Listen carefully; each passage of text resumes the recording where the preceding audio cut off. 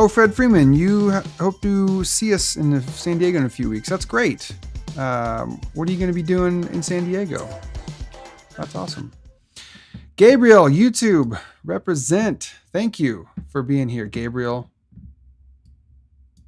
Thanks for confirming that the YouTube is working as well. And Fred also says YouTube. Amy Falson, YouTube. Thank you, Amy. I just recently started pushing this live show to Facebook and YouTube, so I wanted to make sure that the YouTubers are working. I personally like YouTube better for this platform because I can stream in 1080p, whereas Facebook compresses it down to 720p. But I think most people are end up watching these things on their phone anyway, so it doesn't, I guess, really matter. But if high quality is your thing, like it is for me, then YouTube is the way to go. Well, hey, my countdown's over, which means it's time to get this thing going. So my name is Colby, but I think you know that at this point. If not, it says right here, pointed the wrong direction. And I do these Wednesday live shows. Like I was saying during the countdown, you know what? I reserve the right to do it whenever I want, honestly. Every Wednesday at some o'clock Pacific. It used to be 11 a.m. And last week it had 1 p.m. And today I decided to push it to 2 p.m. because I can. I don't know. But it will always start at Pacific time. That I can assure you. But the idea here is that this all started because I write this weekly newsletter, Perspective Shift, which you can go to that URL. Wait till it comes back by colbymartin.substack.com. And I write this weekly newsletter called Perspective Shift. I've been doing this for a while now. And then I thought, you know what? Not everybody either has the capacity to read or is able to or likes reading as much, but they might still be interested in this confluence of worlds that I try to speak into. So I take religion and spirituality and philosophy and psychology, and kind of the Venn diagram of those four things is really my sweet spot. And so I thought some people might prefer this live video format where not only can you interact with and respond to the things that I write about and talk about, but for some people, this might be the only way you can really have time to digest the information. So usually I will come on here and I'll do a little side-by-side screen and I'll read one of the recent articles that I've written. And I've been, in fact, let me show you here. Let me open my iPad. I almost said my password out loud. That would have been embarrassing. So this is, let me switch that to the iPad, get rid of the phone. Great. All right. So this is my Substack page. If you go to colbymartin.substack.com, you can see here that I've been doing this series that I've been calling Hatred is Lethal. And I'm up to 9 parts. I think I have a couple more parts planned, but I've been exploring the topic of hatred now for a couple of months. And so usually then I'll come on here and you can see, like, I'll open up a article and I'll read it and we'll talk about it. We'll engage, we'll have a discussion around the content.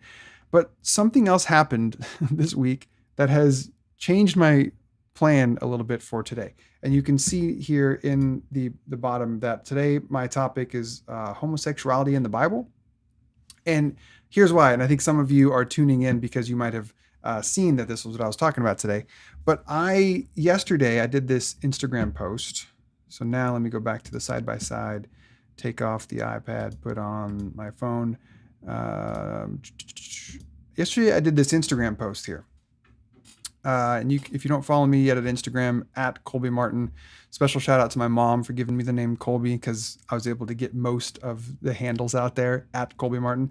So I did this post yesterday, and it's this nice kind of 4 slide deck post that as you scroll across, it looks nice and smooth. These are some of my favorite ways to make larger posts on Instagram. But, the first slide there says, "You've heard it said that the Bible speaks against homosexuality. But I say to you," and then you slide over, "No, it doesn't." That's my response. No, it doesn't. I'll be honest. Not many people seem to have got as much a kick out of that as I did. I just like, no, it doesn't. That's what I say. But anyway, so, and then I explain a bit that the Bible doesn't talk about homosexuality because homosexuality is a term that describes sexual orientation, and the Bible just doesn't talk about sexual orientations. And then I ask the question, so why is so much of Christianity anti-LGBTQ? Which I think is a legit question that we need to ask and wrestle with. And I say, there's layers of reasons why. I think there's lots of reasons why, but perhaps primary is because of what is called the clobber passages. And the clobber passages are these 6 verses in the Bible that have been used to justify discrimination against LGBTQ people. 4 years ago, I wrote my first book called Unclobber, Rethinking Our Misuse of the Bible on Homosexuality. And my camera wants to focus more on my beard than the book. And part of why I wrote this book is because we, and by we I mean the Christian church, the Christian tradition, we've gotten this wrong. And by this I mean the church has taught, or on some level believed, that being LGBTQ, identifying lesbian, gay, transsexual, or transgender, bisexual, queer, all the other letters that might sometimes get put into that, the church has taught that any of those markers outside of straight and heteronormative relationship, any of those are all less than, or abominations, or somehow not God's design. And they being the church again, have used these 6 verses to justify this discrimination. We'll see here, the Bible says, and they point to Genesis 19, 2 passages in Leviticus in chapters 18 and 20, famous passage in Romans 1, and then a couple other passages in Paul's writings to the Corinthian church and letter to Timothy. And a number of years ago, this would have been, let me shut that off for a second.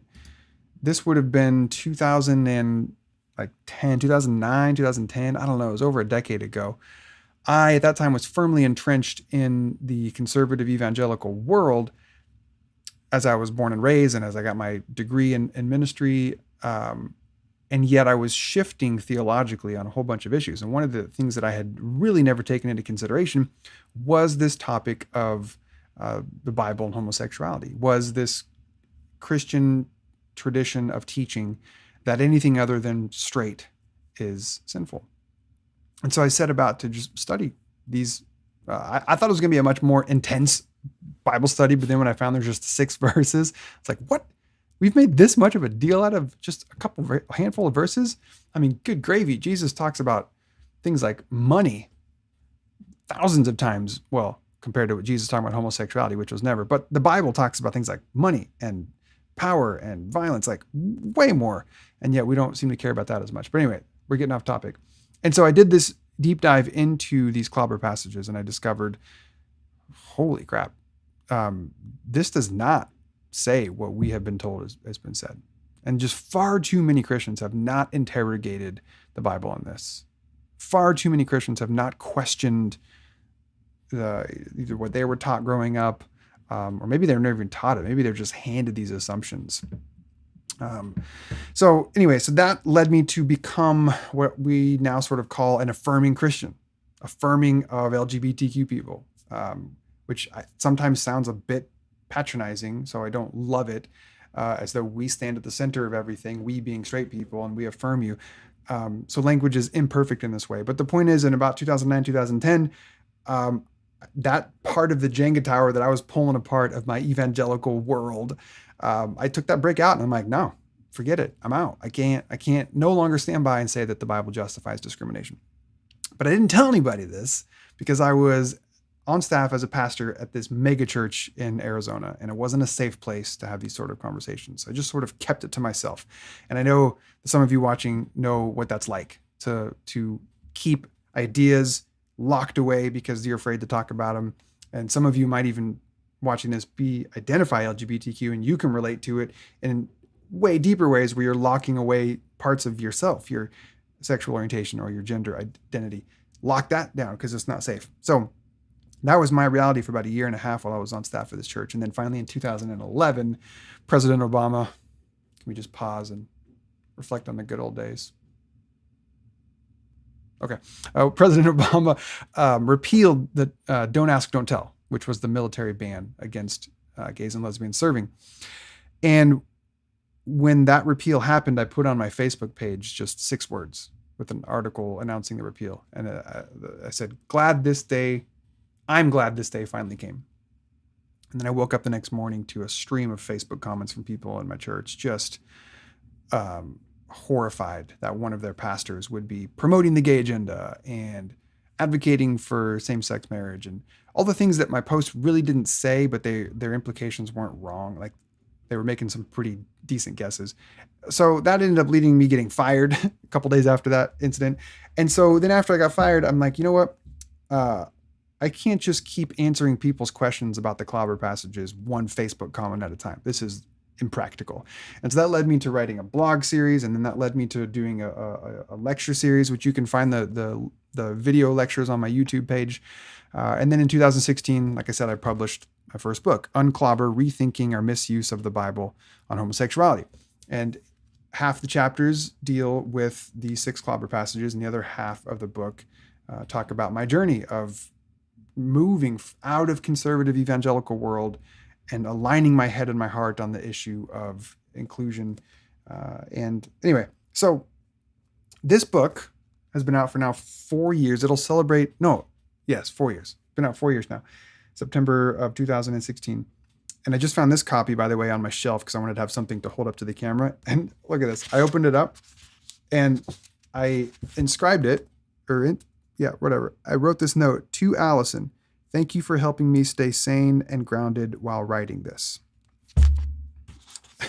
And I was like, who's Allison? Who did I sign this book for? And why do they not have it? Why is it still sitting on my shelf? Written to Allison. Thank you for helping me stay sane and grounded while writing this. It took me a moment to remember. Oh yeah. Allison was my therapist at the time. Allison was my therapist in like circa 2014 to 2016. So throughout the process of writing this, Allison was great help for me. And so I signed a book for her, but I guess I never gave it to her. It's just been sitting on my shelf this whole time. So if you're watching this and your name is Allison, I've got a book for you. I will send this to you free of charge if your name is Allison. But you can't come on here and say your name is Allison. For instance, if you're Carlos. What's up, Carlos? Thank you. I love you as well. And thank you for the word about the great book. If you know someone named Allison, I've got a copy for them. Liz Dyer. Oh, hey, Liz. Oh, I heart Liz. Liz, it's good to see you again. Gabriel says, loved your book. Thank you so much. I appreciate that. I'm going to talk a little bit more about the book here in a minute. But let me go back to explaining then what this is. This Perspective Shift Wednesday show, which I normally do a reading of my Perspective Shift article where I've been talking about hatred. Yesterday, I did this post, and let me put it back up here on the screen. Go to the side by side here. So I did this post yesterday on the Instagrams, and y'all, okay, first of all, I have a very small platform. I as of yesterday, I had like 3,000 followers, which is potatoes. Small potatoes. That's what people say. Not just regular. It's small potatoes compared to people with massive platforms. So I get that. My goal is never to have a big platform. So I do, pictures of my cat, pictures of my family, pictures of random things. And if I get 100 likes, I'm like, hey, look, people are out there responding to stuff. This is fantastic. But then within the first couple hours, this thing just started taking off. Again, taking off for me. This is all relative. But right now it's at 1,211 likes, which is just mind-boggling to me. It's got 106 comments, way more. So I've never had a post that's sort of struck this sort of chord with people. Lots of people shared it in their story. Fun fact, by the way, you can see right there where it says not approved. I tried to do a little like $10 promotion of this just to keep the life cycle of it going a little bit. And I just got notified that they did not approve it. I don't know why, so I will appeal it. I think they think it's too political. I don't really know. They don't explain themselves all that well. Whatever. So I thought, okay, maybe instead of my normal weekly reading of a newsletter, I'll just hop on and I'll just address this a bit because it seems to be resonating with people. And I see that, there's quite a few of you that have, thank you, Carlos, small taters. Yes, it is small taters. My platform is small taters compared to people with much larger platforms, but that's not the point here. Yeah, I've just been really blown away. And of these comments and of people that have reached out to me privately, 90% of them, and this is normally how it works, 90% of them are all insanely I don't want to say insanely, are wildly positive and encouraging and loving and grateful, which I just continue to be humbled by the fact that this little book has really impacted people in some deep and profound ways. Like the fact that I have gotten to be a part of people's journey of transformation, discovery, freedom, healing. Holy crap, y'all, it's sacred. It's sacred and it's an honor. And I'm humbled every single time I hear from people that have in any way been impacted by my book. Like Odette. I love Odette. She hangs out with me often from Puerto Rico. And you're just so positive. Thank you. So what I thought I would do is at least just hop on here. And if anybody has any comments or questions they want to ask about specifically this claim, you've heard it said that the Bible speaks against homosexuality, but I say to you, no, it doesn't. No, it doesn't. And one of the comments / questions that came up in one of these 109 comments, 106, whatever, one of the comments was to say, well, no, the Bible absolutely does speak against homosexuality. And I just said incorrect. Because I oftentimes don't have a lot of patience for dealing with people. Like if people want to ask questions in earnest and really engage with something, then I generally will try to have time for them and make space for them. But if I perceive that they're out to just troll me, like I deleted a couple comments that were just, your words do not belong here because the people who are here need to know this space is safe for them and that they're loved and welcome. So I've deleted several comments that just have no business being here. But the people that have genuine questions, I'll engage with. But this one guy was like, no, it absolutely does talk about homosexuality. I'm like, no, really, it doesn't. And my point is that homosexuality, and it shows us on the second slide here, homosexuality is a term. And as the upcoming documentary 1946 will communicate even more to the world, is that this term never should have even been added into the Bible. It was added in just within the last century, and it was a bad translation. But anyway, the term homosexuality is really just a diagnostic, categorical label that we have given to assign and name people whose innate sexual desires are for people of the same sex. Heterosexuality, your innate desire for the opposite; homosexuality for the same. And then there are other ways to talk about that as well. So homosexuality is just a way to talk about a person's sexual orientation. As it relates to a sexual orientation, the Bible doesn't talk about sexual orientations. It doesn't. So it's a complete misnomer. It's completely inaccurate to say that the Bible talks about homosexuality. It does not. So then, but that raises the question, then why on earth is so much of Christianity anti-LGBTQ? If the Bible doesn't say anything about homosexuality? And I get that. I understand that question. And there's lots of reasons for that. But the most of those reasons can be rooted in what are called the clobber passages. And so this is what I've tried to do with this book, is to show how the Bible doesn't talk about sexual orientation. But in the clobber passages, sure, it talks about sex acts. It even talks about same-sex sex acts. But that is not the same thing as to talk about sexual orientation. And that distinction to me is everything. So one of the things that I point out in the book is, especially in the 1 Corinthians 6 passage there, is that depending on what translation you pull off the shelf, you might get one English translation that uses the word homosexuality, which is a crappy translation of the Greek. And then another translation that will say homosexual, an even worse translation. But the point is homosexuality is a sexual orientation. Homosexual is a person. And so depending on which translation someone opens to, now they're confronted with, well, is this verse saying something about me as a person or just as about orientation in general? And of course, my point is neither one of them, because they're both crappy translations. But you can see how even in our translative work, we have done great failure and great harm. Okay, so yes, to the person who on that Instagram thread wanted to insist that, yes, the Bible does talk about, I don't know why I gave you that tone. Yes, it does. I doubt that's how you actually talk. But your insistence was the Bible does talk about homosexuality. And my point is, no, it does not. It does talk about sex. and sex acts. And so let's talk about that, because that could be interesting. That's what I get into in the book a little bit. Then another person commented, and I thought this was interesting. They said that, a couple years ago, they came to some of the same conclusions, and they identify as, they are a gay person. And so they no longer believe that the Bible condemns them. So they're free of that, which is fantastic. But they said that they still can't shake the years and the internalized messages of condemnation and judgment. And I want to just say that makes sense. Of course, that would be hard to shake. Of course.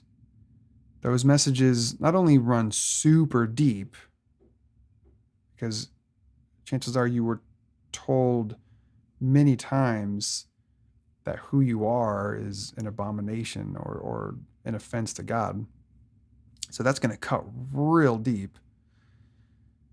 But then it was backed by, I imagine, it was backed by something like the Bible, which if you grew up in a religious Christian framework, then that carries this massive amount of authoritative weight behind it. And so those messages are going to not only go deep, but I imagine they've been around for a long time. Years, you might have been told this.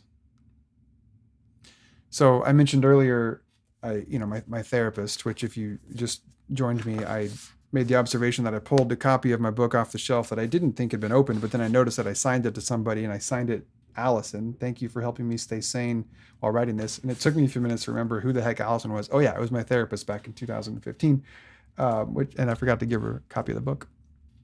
But one of the things that Allison helped give me language for is to think about terms of old tapes. So the messages that we get growing up are like these old tapes that have been sort of burned into our consciousness, stamped on our soul.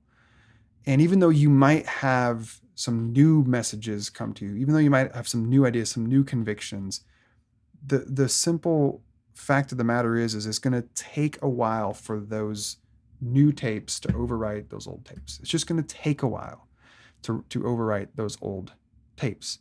And so to the individual yesterday who was brave enough on this Instagram conversation to say that, yeah, I agree with you, the Bible doesn't condemn me anymore, but man, those messages are still there. I just want to say that makes so much sense.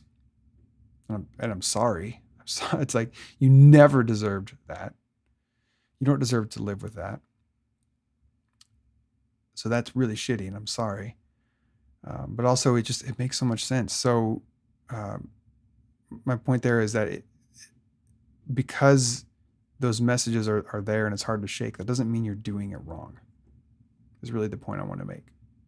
This work of healing and transformation and growth, it doesn't mean you're doing it wrong if you still have these internalized messages that come up from time to time. It's going to take a while for these new tapes to overwrite these old tapes.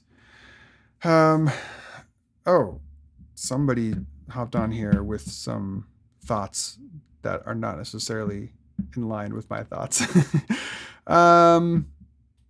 Yeah, so I'm not going to bring your comment on the screen, but one individual believes that Jesus Christ was against LGBT movement.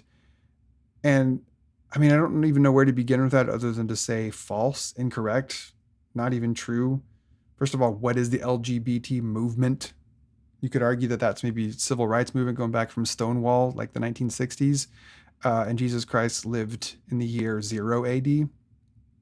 So by virtue of lack of time machine, Jesus can't be against the LGBT movement. But I don't think that's what you're saying. But I do need us to think about the words that we use and how we say things, because that's just wrong. You're just saying wrong things.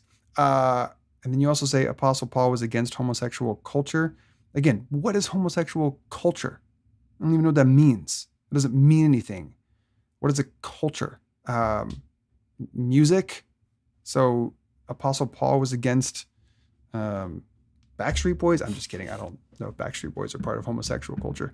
But anyway, so some of these arguments are, I'm not even going to waste any more time. And oh yes, one person says, did Colby swear? I did swear. I've been liberated from this idea that God cares about English curse words in the year 2020. I don't, whatever. I'm not going to get into cursing, but yes, I did. And I probably will again by the time this is over. So yeah. So let me go back to the post here, because another person, there was a couple questions that asked about God's view on marriage and sex.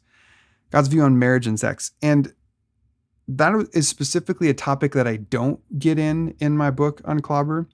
I think there are other resources out there that are specifically designed to get at the question of marriage, and it just was too big of a scope for my book. My book really tried to narrow in on the 6 clobber passages and explore those.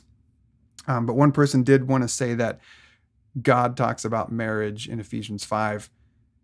And, again, we need to think about the way that we're talking about our arguments. No, God doesn't say anything about marriage in Ephesians 5. The Apostle Paul wrote the letter Ephesians to the church in Ephesus. And the Apostle Paul had some thoughts about households and how to conduct them.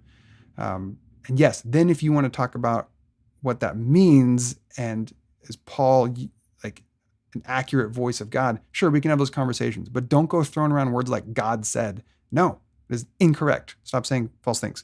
Okay, another person said, and again, if you're just joining me, like I said, 90 to 95% of these comments were all positive and wonderful and encouraging. And it has been and is a delight to continue to hear how this work has impacted people. But I did want to address a couple things that came up. Oh yes, Amy says she supports me and my swearing. Thanks, Amy. I really appreciate that. Clark wants more F-bombs. I don't know if I dropped an F-bomb, but I might later, and I'm not against it. Bradley, do you believe homosexuality is part of sexual immorality? No. Again, what's the question that you're actually asking? Because the term homosexuality is a phrase, is a category to describe someone's innate sexual orientation. It's just an orientation. It's just a way to say that a person is primarily and innately attracted to someone of the same sex. How can an attraction be sexually immoral? It's not. It just lives inside of our heads and our minds. So I think you have a different question that you're probably asking. See if you can ask it again in a way that really gets at what you are asking. Because we need to stop just throwing around terms like the Bible's against homosexuality. No, it's not. It doesn't even reference homosexuality. Clark's just saying we need more. Yeah, in general, that's fine. I'm totally down with that. And if my wife were in here, she would 100% be on your side. John Carl Lewis, man. Thank you. That means a lot. Thank you. So another person here on this Instagram thread that I'm referencing today, again, I sent this out yesterday, and it has had a larger impact and a larger reach than anything I've ever posted before. And so I just wanted to hop on and engage with it a little bit. By the way, normally I do these Wednesday. I'm live every Wednesday. And usually what I'll do is I'll hop on here and I'll read from my Perspective Shift newsletter, which you can get at, I'm going to drop the link here in the comment. Oh, I can't drop the link in the comment section. That's obnoxious. I thought I could. But if you go to colbymartin.substack.com, you can get my weekly newsletter, Perspective Shift. And usually what I do is I hop on here Wednesdays to do a live reading of that, which is what I was showing you here. Usually I hop on and I share. And lately I've been talking about the topic of hatred and the lethality of hatred. And for months, I've been really exploring how hatred, once it gets inside of us, its only goal is destruction. But today, for this week's live show, I really thought it might make sense to talk about what happened yesterday on my Instagram page with this post, because I really think that this topic, this book that I wrote 4 years ago, Unclobber, Rethinking Our Misuse of the Bible and Homosexuality, this topic is not going away anytime soon. In fact, I just was listening to clips on the current, what is it called, Senate judicial hearing for Amy Coney Bryant. Hearing this clip where someone asked her about her perspective on same-sex marriage, and she made the phrase where she said, "I don't discriminate against anyone based on sexual preference." And for those who have ears to hear, it's not hard to have a follow-up question of like, well, hold on a second. Saying you don't discriminate on someone's sexual preference sounds very close to saying you don't discriminate for how someone chooses to express their sexuality, which sounds like it's rooted for you in this fundamental assumption that everybody is heterosexual and then just chooses sometimes to be gay or lesbian. So that's a little bit bothersome, a little bit concerning for those of us who are paying attention to phrase it as sexual preference. But anyway, my point is this topic is not going away anytime soon.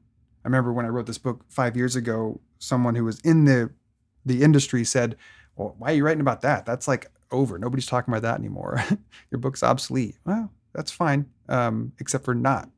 I wish my book was obsolete, by the way. I wish nobody ever needed to buy it anymore. I do. I really wish that. I can't wait for when book sales on this thing just plummet to zero and not one more copy is ever sold because it's not needed. That is freaking awesome to think about.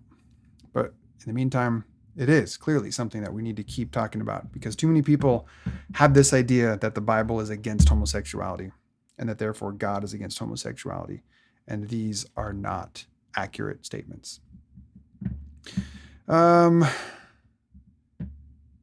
There are some real inappropriate comments on here. I don't know how to delete them, but I will delete them back on the playback. But clean it up, people. You can drop some swear words like I did, but other than that, don't be rude.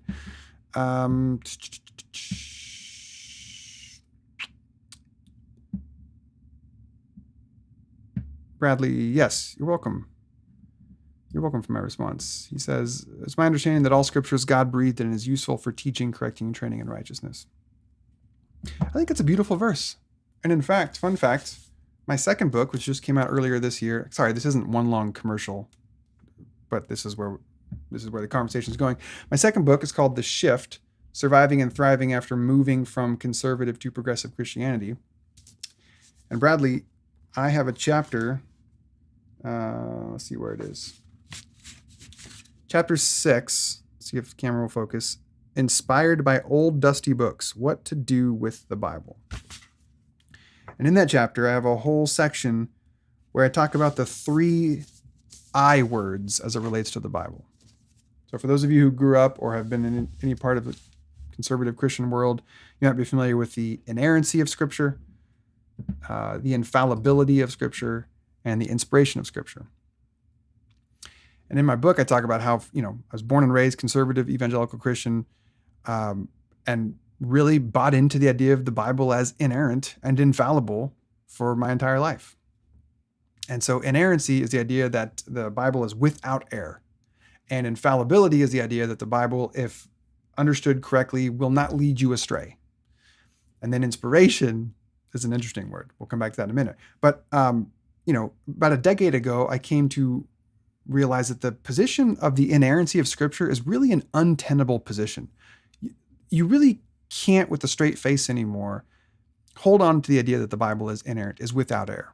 It just, there are errors in the Bible, and I don't think we need to be afraid to admit that anymore. I remember in Bible college, professors going to great lengths and mental gymnastics to show how the Bible doesn't contradict itself and how there isn't errors, and yet it's just not true. It's just not true, y'all. Like, there are errors in the Bible, and we can just admit that. So the Bible is not inerrant.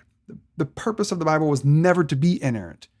And then infallible, again, this is all in my chapter on the book, The Shift. Infallible, guys, we need to be honest with the fact that people have used the Bible to justify atrocious things throughout history.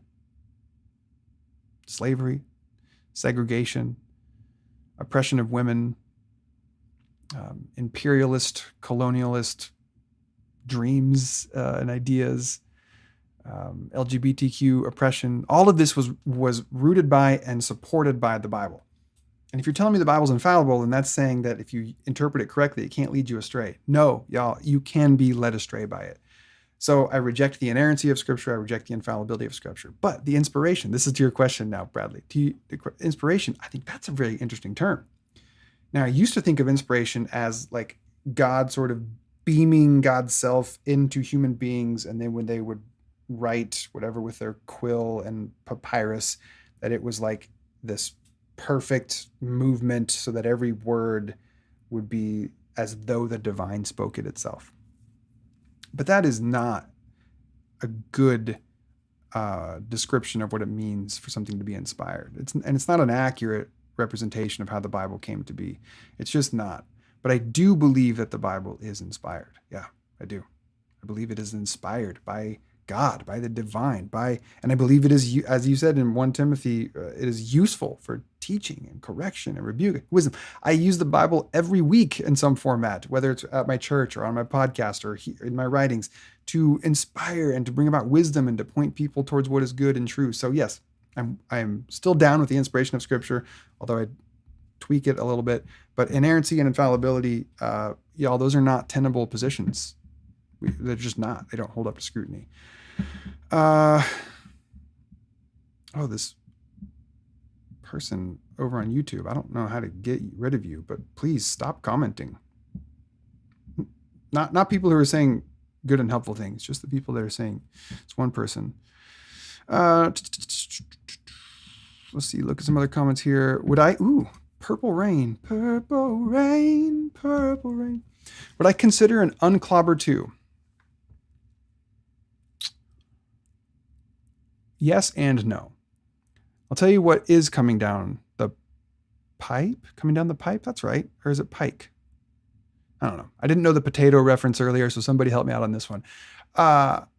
What is happening is and I haven't announced this yet, so you are getting early information here, but there is a Spanish translation of Unclobber coming, I believe, very soon. So that's really exciting for me because of the top 3 questions that I most get since Unclobber came out, the second most popular or most asked question is their Spanish translation. So that's coming soon. Very excited about that.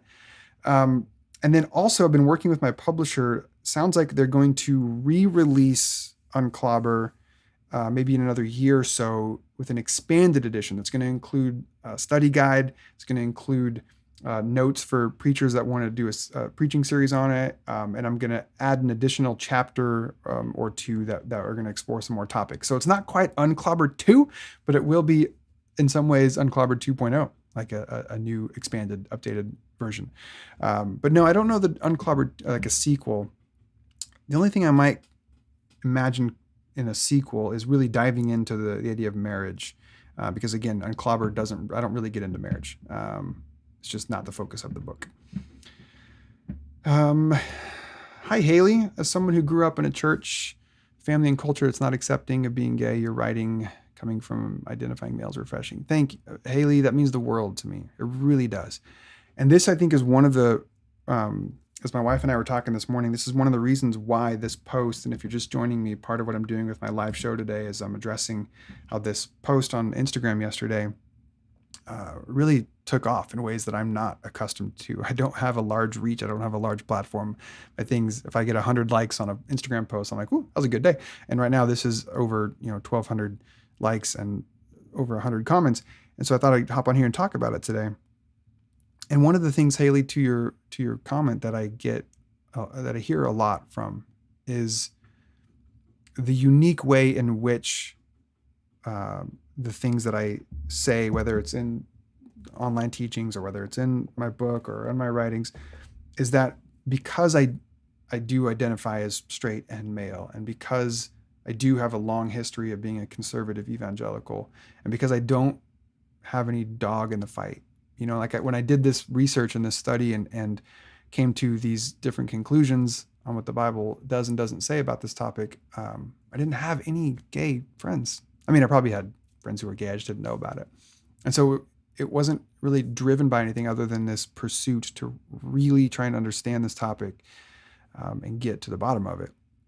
And what I've heard so often, Haley, is that lands for people in a pretty unique way, a needed way. And I think part of the reason why is because my demographic, white Christian male, we've been the one that have largely been in charge of reading and interpreting the Bible for centuries, forever.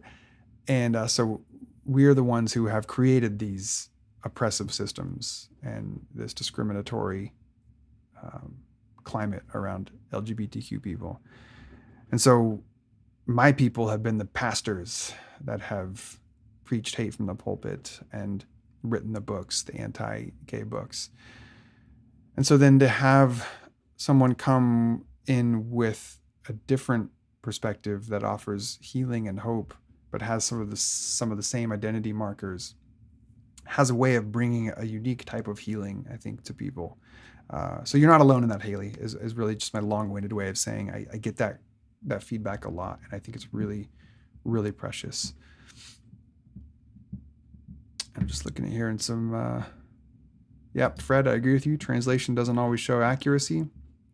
And every work of reading is translation. So some people want to just read the Bible and be like, well, there, it says it right there. But no, like even just reading it, you are doing translation work. There's no such thing as a plain reading of the Bible, as much as evangelicals want to insist otherwise. Yes, Matthew, patience. Thank you. Get this BB person off the live. I think they might have gone away. Oh, okay. This is fun. Oh, thank you, John Carl Lewis, for reporting BB. So earlier I said coming down the pipe, or is it down the pike? Check this out, y'all. Sandy says pike. Phil says pipe. Fred, pipeline. Liz, pike. So I'm not alone in my confusion of this saying.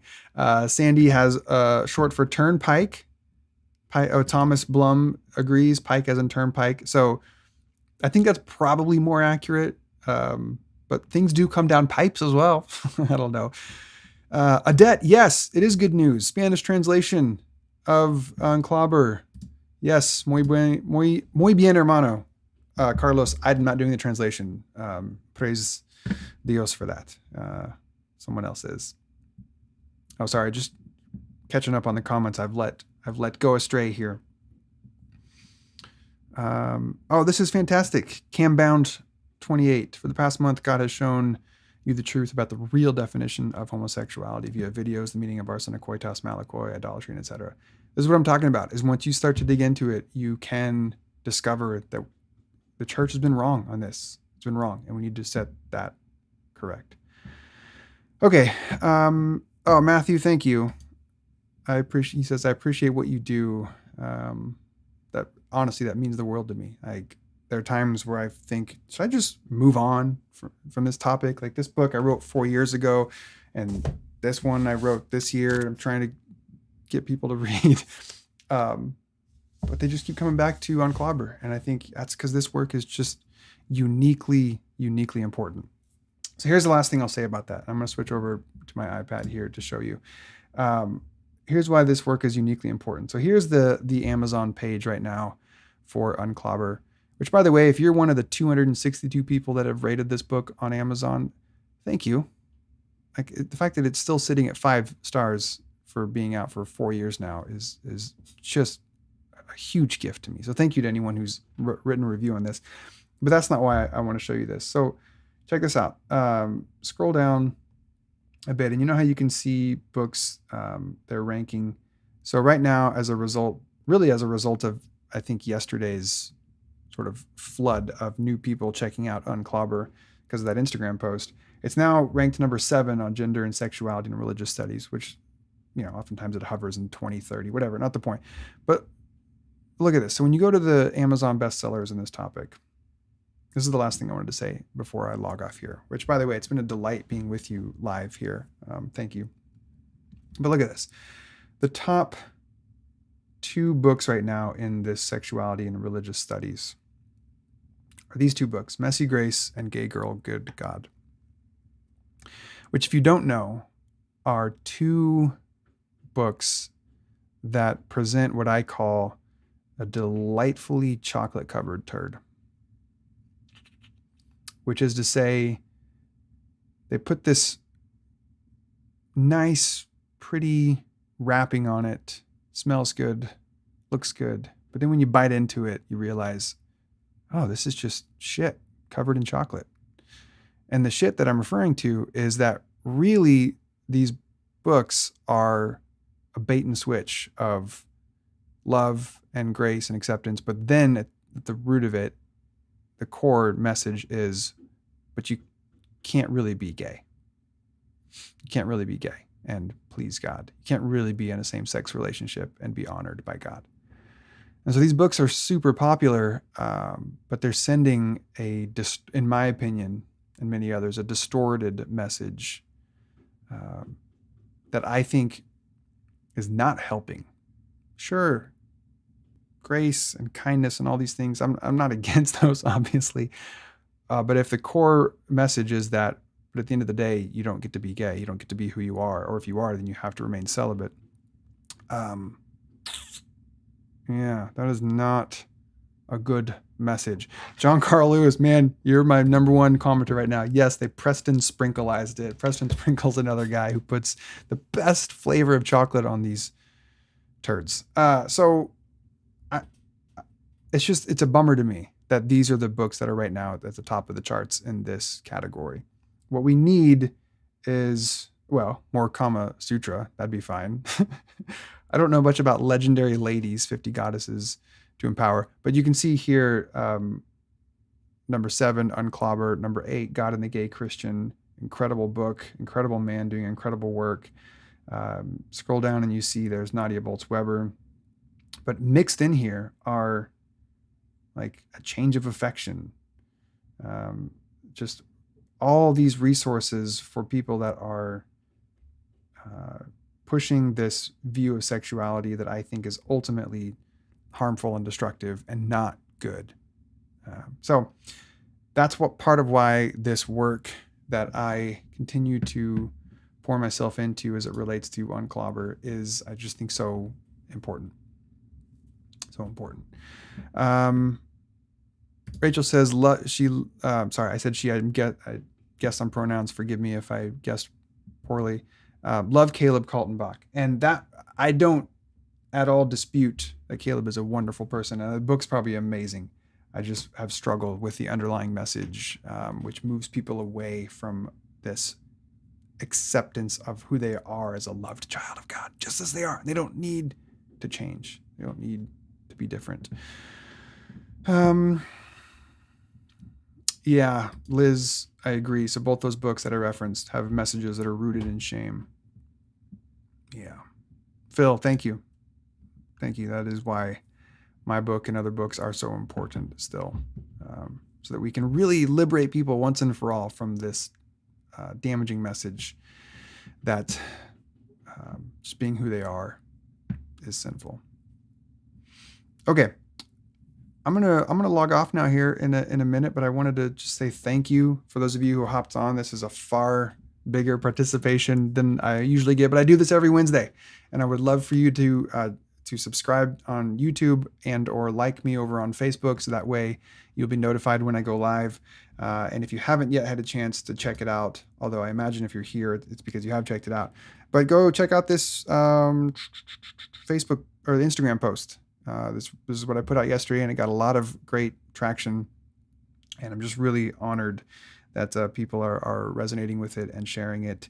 And if you find it helpful as well, and the coolest thing about it to me is that you can see here in the post that I referenced that I created these free PDF resources.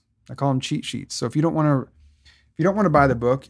Buy the book. It's a great book. But if you don't want to buy the book, or you can't, or you just don't, whatever, go to unclobber.com, and I have free resources there where I've got these free cheat sheets. That's a free PDF download, and over 400 people yesterday. Over 400 people. Like, it's amazing to me. Over 400 people said, oh yeah, I want to know more about that. 400 people access these free PDF cheat sheets. So let's just keep spreading this word out there that you are not an abomination if you are LGBTQ. You are not disqualified from being in a relationship with someone of the same sex. The Bible does not speak against homosexuality. Let's just keep pushing back against that, y'all, because this work is important. Love you guys. Thank you so much for hanging out with me. Hopefully you come back next Wednesday. Peace out.